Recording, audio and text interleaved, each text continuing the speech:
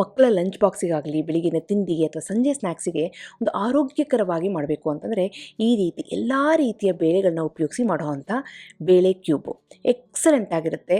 ಇದನ್ನು ಮೃದುವಾಗಿ ಹದವಾಗಿ ಮಾಡೋದು ಹೇಗೆ ಅಂತ ನೋಡೋಣ. ನಾನು ಆಶಾ, ನಿಮಗೆಲ್ಲರಿಗೂ ಅಡುಗೆ ಸಾಧನಕ್ಕೆ ಸ್ವಾಗತ. ಈ ತಿಂಡಿ ಮಾಡೋದಕ್ಕೆ ಮೊದಲು ನಾನು ಒಂದು ಪಾತ್ರೆಗೆ 4 ಟೇಬಲ್ ಸ್ಪೂನಷ್ಟು ತೊಗರಿಬೇಳೆ ಸೇರಿಸ್ಕೊಳ್ತಾ ಇದ್ದೀನಿ. ತೊಗರಿಬೇಳೆ ಆದಮೇಲೆ ಯಾವ ಸ್ಪೂನಲ್ಲಿ ತೊಗೊಂಡಿದ್ನೋ ಅದೇ ಸ್ಪೂನಲ್ಲಿ 3 ಟೇಬಲ್ ಸ್ಪೂನಷ್ಟು ಹೆಸರುಬೇಳೆ, ಅದಾದಮೇಲೆ 2 ಟೇಬಲ್ ಸ್ಪೂನಷ್ಟು ಕಡಲೆಬೇಳೆ, ಹಾಗೆಯೇ 1 ಟೇಬಲ್ ಸ್ಪೂನಷ್ಟು ಉದ್ದಿನಬೇಳೆ, 1 ಟೇಬಲ್ ಸ್ಪೂನಷ್ಟು ಅಕ್ಕಿ. ಇಷ್ಟನ್ನು ಚೆನ್ನಾಗಿ ತೊಳೆದುಬಿಟ್ಟು ನೆನೆಸಿಡಬೇಕಾಗುತ್ತೆ. ಮಿನಿಮಮ್ 2 ಗಂಟೆ ಕಾಲ ಇದನ್ನ ನೆನೆಸಿಟ್ಟರೆ ತುಂಬ ಚೆನ್ನಾಗಿ ಬರುತ್ತೆ. ಎಲ್ಲ ರೀತಿಯ ಬೇಳೆಗಳನ್ನ ಹಾಕಿ ಅಕ್ಕಿನ ಹಾಕಿ ಚೆನ್ನಾಗಿ ತೊಳೆದ್ಬಿಟ್ಟು ನೆನೆಸಿದ ಮೇಲೆ ಜೊತೆಗೆ ಒಂದು 7ರಿಂದ 8 ಬೆಳ್ಳುಳ್ಳಿ, ಹಾಗೆಯೇ ಖಾರಕ್ಕೆ ತಕ್ಕಂತೆ 2ರಿಂದ 3 ಕೆಂಪು ಮೆಣಸಿನಕಾಯಿನೂ ಹಾಕಿ ನೆನೆಸಿಡ್ತಾ ಇದ್ದೀನಿ. 2 ಗಂಟೆ ಆದಮೇಲೆ ಇವೆಲ್ಲನೂ ಸಹ ನಾವು ಇಡ್ಲಿ ಹಿಟ್ಟಿನ ಹದಕ್ಕೆ ನಾವು ರುಬ್ಕೋಬೇಕಾಗುತ್ತೆ. ಈಗ ತೊಗರಿಬೇಳೆ ಇದೆ, ಹೆಸರುಬೇಳೆ ಇದೆ, ಕಡಲೆಬೇಳೆ ಇದೆ, ಉದ್ದಿನಬೇಳೆ ಇದೆ, ಜೊತೆಗೆ ಅಕ್ಕಿ ಇದೆ, ಬೆಳ್ಳುಳ್ಳಿ ಹಾಗೆ ಕೆಂಪು ಮೆಣಸಿನಕಾಯಿ ಇಷ್ಟನ್ನು ಸಹ ನಾನು ಮಿಕ್ಸಿ ಜಾರಿಗೆ ಹಾಕಿ ಸ್ವಲ್ಪ ನೀರನ್ನ ಸೇರಿಸ್ಕೊಂಡು ಇದನ್ನು ಗಟ್ಟಿಗೆ ರುಬ್ಕೊಂಡ್ರೆ ತುಂಬ ಒಳ್ಳೆಯದು. ತೀರ ತೆಳ್ಳಗಾದರೆ ಅಷ್ಟು ರುಚಿಯಾಗಿ ಬರೋದಿಲ್ಲ. ಹೆಚ್ಚು ಕಡಿಮೆ ಬಜ್ಜಿ ಬೋಣದ ಹಿಟ್ಟಿಗೆ ನಾವು ರುಬ್ಕೋಬೇಕಾಗುತ್ತೆ. ಜೊತೆಗೆ ರುಚಿಗೆ ತಕ್ಕಷ್ಟು ಉಪ್ಪಿನ ಪುಡಿನ ಹಾಕಿದ್ದೀನಿ. ಹಾಗೆಯೇ ಕಲ್ಲರಿಗೆ 1 ಚಿಟಿಕೆಯಷ್ಟು ಅರಿಶಿನ ಪುಡಿ, ಒಂದೇ 1 ಚಿಟಿಕೆಯಷ್ಟು ಅಡುಗೆ ಸೋಡಾನ ಸೇರಿಸ್ತಾ ಇದ್ದೀನಿ, ಸ್ವಲ್ಪ ಸಾಫ್ಟಾಗಿ ಬರಲಿ ಅಂತ. ಹಾಗೆಯೇ 1/4 ಟೀ ಸ್ಪೂನಷ್ಟು ಇಂಗಿನ ಪುಡಿ. ಇಷ್ಟು ಸಾಮಗ್ರಿನ ಹಾಕಿ ಚೆನ್ನಾಗಿ ಮಿಕ್ಸ್ ಮಾಡ್ತಾ ಇದ್ದೀನಿ. ಬೇಳೆ ಆರೋಗ್ಯಕ್ಕೆ ತುಂಬಾ ಒಳ್ಳೆಯದು. ಅದು ಬೆಳೆಯುವಂಥ ಮಕ್ಕಳಿಗೆ ಬೇಳೆಗಳನ್ನ ಕೊಟ್ಟರೆ ತುಂಬಾ ಒಳ್ಳೆಯದಲ್ವ. ಹಾಗಾಗಿ ಈ ರೀತಿ ತಿಂಡಿ ಮಾಡಿಕೊಡಿ, ತುಂಬಾ ಸುಲಭವಾಗಿ ಆಗುತ್ತೆ, ರುಚಿಯಾಗಿರುತ್ತೆ. ಅದಾದಮೇಲೆ ಈ ಹಿಟ್ಟನ್ನು ನಾವು ಏನು ಮಾಡಬೇಕು, ಆವಿನಲ್ಲಿ ಬೇಯಿಸಬೇಕಾಗುತ್ತೆ. 2 ಆಪ್ಷನ್ ಇದೆ. ಒಂದು ಇಡ್ಲಿ ಪ್ಲೇಟ್ನಲ್ಲಿ ಹಾಕಿ ಇಡ್ಲಿ ರೀತಿ ಬೇಯಿಸೋದು, ಇನ್ನೊಂದು ಸ್ಟೀಮರ್ ಪ್ಲೇಟ್ ಮೇಲೆ ಈ ರೀತಿ ಬಾಳೆದೆಲೆನೋ ಅಥವಾ ಬಟ್ಟೆ ಹಾಕೋ ಅಥವಾ ಎಣ್ಣೆ ಸವಬಿಟ್ಟು ಇಲ್ಲ ಬಟರ್ ಪೇಪರ್ ಹಾಕಿ ನಾವು ಈ ರೀತಿ ಬೇಯಿಸ್ಕೊಡ್ರೂ ನಡೆಯುತ್ತೆ. ಇವತ್ತು ನಾನು ಸ್ಟೀಮರ್ ಪ್ಲೇಟ್ ಮೇಲೆ ಇಟ್ಬಿಟ್ಟು ಇಡ್ಲಿ ಪಾತ್ರೆಯಲ್ಲಿ ಇದನ್ನು ಇಟ್ಟು 8ರಿಂದ 10 ನಿಮಿಷ ನಾವು ಇದನ್ನು ಬೇಯಿಸಬೇಕಾಗುತ್ತೆ. ಹೈ ಫ್ಲೇಮಲ್ಲಿ ಬೇಯಿಸಿದ್ರೆ ತುಂಬಾ ಒಳ್ಳೆಯದು. ಮೊದಲೇ ನೀರು ಚೆನ್ನಾಗಿ ಕುದೀತಿರಬೇಕು.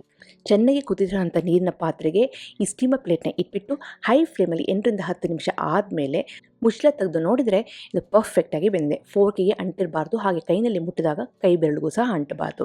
ಈಗ ಬೆಂದಿರೋ ಅಂಥ ಈ ಬೇಳೆ ಕೇಕನ್ನು ನಾನು ಈ ರೀತಿ ಉಲ್ಟ ಮಾಡ್ತಾಯಿದ್ದೀನಿ. ಬಾಳೆದೆಲೆನ ತೆಗೆದುಬಿಟ್ಟು ನಿಮಗೆ ಯಾವ ರೀತಿ ಬೇಕೋ ಆ ರೀತಿ ಇದನ್ನು ಕಟ್ ಮಾಡ್ಕೋಬೋದು. ಕ್ಯೂಬಾಗಿ ಕಟ್ ಮಾಡ್ಕೋಬೋದು, ಇಲ್ಲಾಂದರೆ ಉದ್ದುದ್ದವಾಗಿ ಕಟ್ ಮಾಡ್ಕೋಬೋದು, ಇಲ್ಲಾಂದರೆ ದೊಡ್ಡ ದೊಡ್ಡ ಸ್ಕ್ವೇರ್ ಆಗಿ ಕಟ್ ಮಾಡ್ಕೋಬೋದು, ಇಲ್ಲ ನಾನು ಮೊದಲೇ ಹೇಳಿದ ಹಾಗೆ ಇಡ್ಲಿ ಪಾತ್ರೆಯಲ್ಲಿ ಸಹ ಬೇಯಿಸ್ಕೊಂಡು ರೆಡಿ ಮಾಡ್ಕೋಬೋದು. ಇವತ್ತು ನಾನು ಕ್ಯೂಬ್ ಸೈಜ್ನಲ್ಲಿ ಕಟ್ ಮಾಡ್ತಾಯಿದ್ದೀನಿ. ಮಕ್ಕಳಿಗೆ ನೋಡೋದಕ್ಕೂ ಚೆನ್ನಾಗಿರುತ್ತೆ, ತಿನ್ನೋದಕ್ಕೂ ಸಹ ತುಂಬಾ ಕನ್ವೀನಿಯೆಂಟ್ ಆಗಿರುತ್ತೆ. ಇದನ್ನು ಹಾಗೇ ಸಹ ತಿನ್ಬೋದು. ಮಕ್ಕಳಿಗೆ ಒಗ್ಗರಣೆ ಹಾಕಿದರೆ ಇಷ್ಟ ಆಗಲ್ಲ ಅಂದರೆ ಇದನ್ನು ಡೈರೆಕ್ಟಾಗಿ ಹಸಿರು ಚಟ್ನಿ ಜೊತೆನೋ ಅಥವಾ ಟೊಮೆಟೊ ಸಾಸ್ ಜೊತೆನೋ ಪ್ಯಾಕ್ ಮಾಡ್ಕೊಡ್ಬೋದು. ಲಂಚ್ ಬಾಕ್ಸ್ಗೆ, ಬೆಳಿಗ್ಗೆ ತಿಂಡಿಗೂ ಸಹ ಕೊಡ್ಬೋದು. ಸಂಜೆ ಈವ್ನಿಂಗ್ ಸ್ನ್ಯಾಕ್ಸ್ಗಂತೂ ಎಕ್ಸಲೆಂಟ್ ಆಗಿರುತ್ತೆ. ಬೇಡ ಇನ್ನೂ ಚೆನ್ನಾಗಿ ಮಾಡಬೇಕು ಅಂತಂದರೆ ಇದಕ್ಕೊಂದು ಸಿಂಪಲ್ಲಾಗಿ ಒಗ್ಗರಣೆ ಕೊಟ್ಬಿಟ್ರಂತೂ ಇನ್ನೂ ಎಕ್ಸಲೆಂಟಾಗಿ ಬರುತ್ತೆ. ಈ ಒಗ್ಗರಣೆ ಕೊಡೋದಕ್ಕೋಸ್ಕರ ನಾನಿವತ್ತು ಅಗ್ಯಾರೋ ಅವರ ಟ್ರೈಪ್ಲೈ ಓಕನ್ನು ಉಪಯೋಗಿಸ್ಕೊಳ್ತಾ ಇದ್ದೀನಿ. ಮೊದಲು ನಾವು ಏನು ಮಾಡಬೇಕು ಅಂತಂದರೆ 1ರಿಂದ 2 ಟೇಬಲ್ ಸ್ಪೂನಷ್ಟು ಎಣ್ಣೆನ ಹಾಕಿ, ಎಣ್ಣೆ ಒಂದು ಮಟ್ಟಿಗೆ ಬಿಸಿಯಾಗಿದೆ ಅಂದಾಗ ಸಾಸಿವೆ, ಜೀರಿಗೆ, ಉದ್ದಿನ ಬೇಳೆನ ಹಾಕ್ತಾಯಿದ್ದೀನಿ. ಮಾಮೂಲಿ ನೀವು ಬೇರೆ ಪದಾರ್ಥಗಳಿಗೆ ಒಗ್ಗರಣೆ ಹೇಗೆ ಹಾಕ್ತಿರೋ ಅದೇ ರೀತಿ ಹಾಕೋದಷ್ಟೇ. ಸಾಸಿವೆ, ಉದ್ದಿನ ಬೇಳೆ, ಜೀರಿಗೆ ಎಲ್ಲ ಕಲರ್ ಚೇಂಜ್ ಆಗಿದೆ, ಚಟಪಟ ಅಂತ ಸಿಟ್ಟಿದೆ ಅಂದಾಗ ಹಸಿ ಮೆಣಸಿನಕಾಯಿನ ಸಣ್ಣದಾಗಿ ಕತ್ತರಿಸಿ ಜೊತೆಗೆ ಕರಿಬೇವಿನ ಎಲೆಯನ್ನು ಸಹ ಸೇರಿಸಿದ್ದೀನಿ. ಹಾಗೆ ಕೆಂಪು ಮೆಣಸಿನಕಾಯಿನೂ ಸಹ ಸೇರಿಸ್ತಾ ಇದ್ದೀನಿ. ಖಾರಕ್ಕೆ ಹೆಚ್ಚು ಕಡಿಮೆ ಮಾಡ್ಕೋಬಹುದು. ಮಕ್ಕಳಿಗೆ ಖಾರ ಜಾಸ್ತಿ ಇದೆ ಅಂದರೆ ಜಾಸ್ತಿ ಹಾಕ್ಬೋದು. ಅದ್ರ ಜೊತೆಗೆ ಒಂದು 1/4 ಟೀ ಸ್ಪೂನಷ್ಟು ಇಂಗಿನ ಪುಡಿನ ಹಾಕ್ತಾಯಿದ್ದೀನಿ.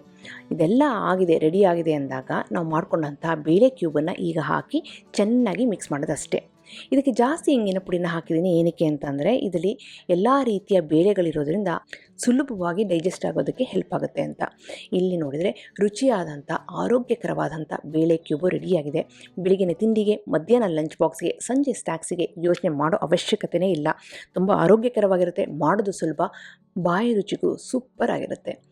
ಇವತ್ತಿನ ಈ ರೆಸಿಪಿ ನಿಮಗೆಲ್ಲ ಇಷ್ಟ ಆಗಿದೆ ಅಂತ ಅಂದ್ಕೊಂಡಿದ್ದೀನಿ. ಖಂಡಿತವಾಗ್ಲೂ ಟ್ರೈ ಮಾಡಿ ಹೇಗೆ ಬಂತು ಅಂತ ನಾನು ಕಮೆಂಟ್ ಸೆಕ್ಷನಲ್ಲಿ ದಯವಿಟ್ಟು ತಿಳಿಸಿ.